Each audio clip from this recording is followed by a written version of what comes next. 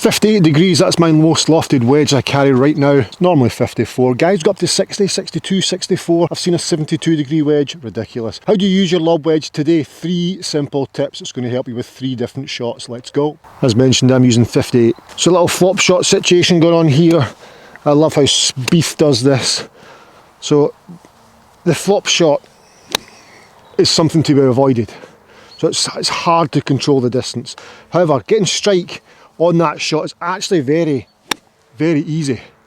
See how easy it is for me to get the strike on that. That's because I do not hit the golf ball. I make sure the back edge of the club strikes the ground first. Watch this. If I'm playing this shot there, this ball, I'm going to take a little piece of paper from my notes in the golf bag, and I'm going to lie it there, and I'm going to focus on hitting that piece of paper. That is my objective now, is to hit that piece of paper right there. I'm not bothered about the golf ball. I will be looking at that piece of paper and I will try and hit that piece of paper. So the focus no longer becomes the ball, it becomes the piece of paper, which is blowing around a little bit. Let's just press that down there.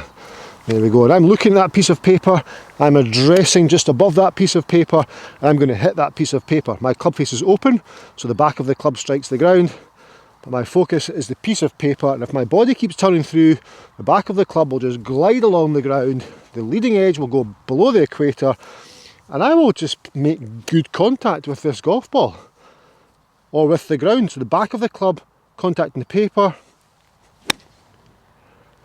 was my thought, and I've popped that up to about 3 feet. That was class. Let me get a little bit closer in on that.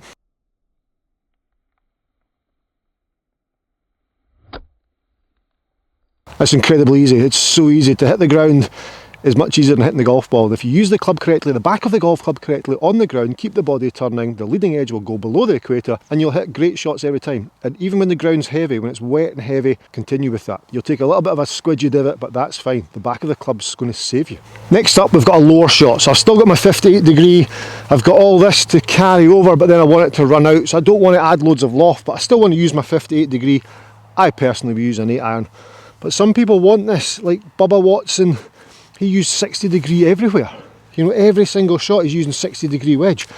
So Marco Mira, 56 everywhere. So I get that. How do we play this shot? Well, Spieth's class. Spieth would tuck the toe in, aim a little bit to the right, and then cut across. So cutting across, I feel a little bit like Alex Norton when I do this with his practice routine.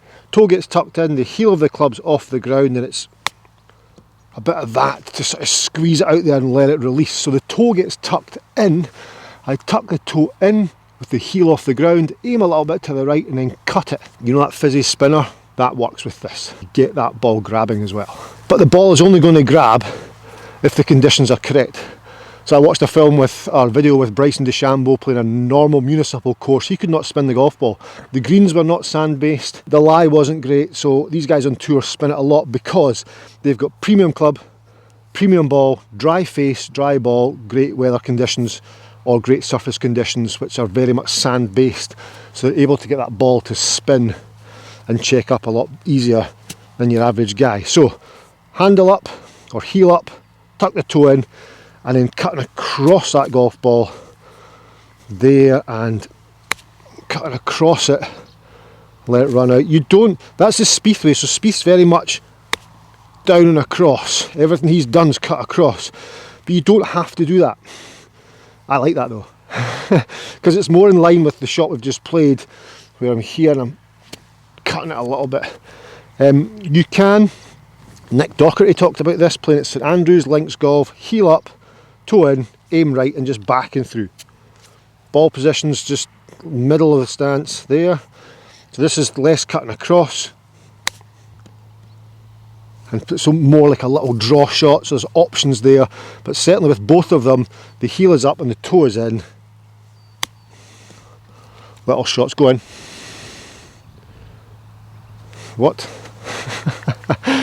So you can use your wedge for high and low trajectories. Now, let's go to an awkward spot. So this looks quite awkward. I've got 1, 2, 3, 4, 5 steps upwards, 1, 2 steps downwards before it flattens out.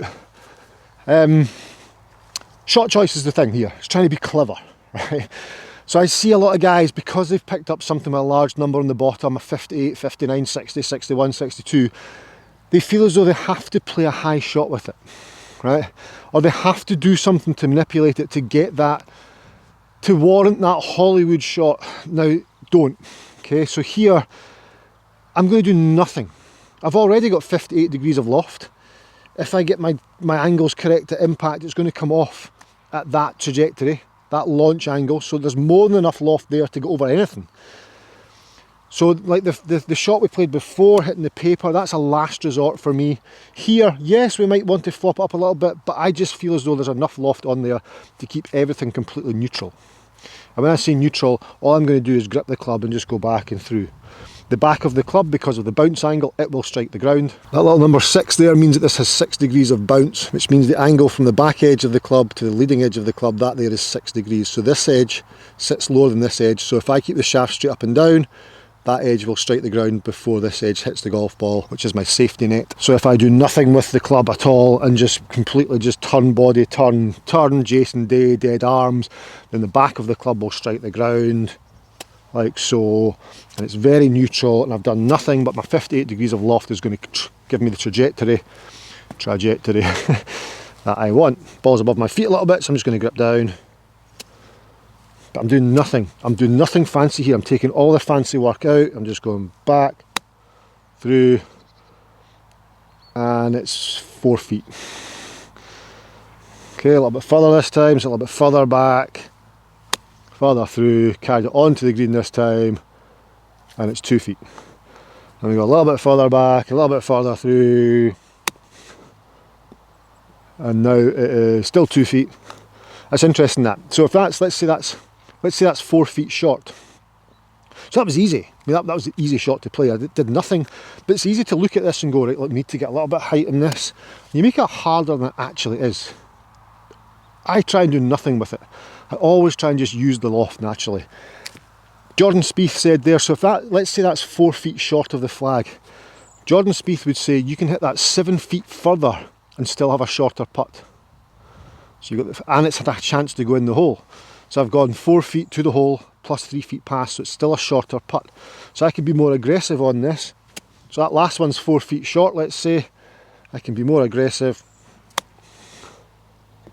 There, and I've holed it. I don't know if you can see that going in. I've popped it in the hole.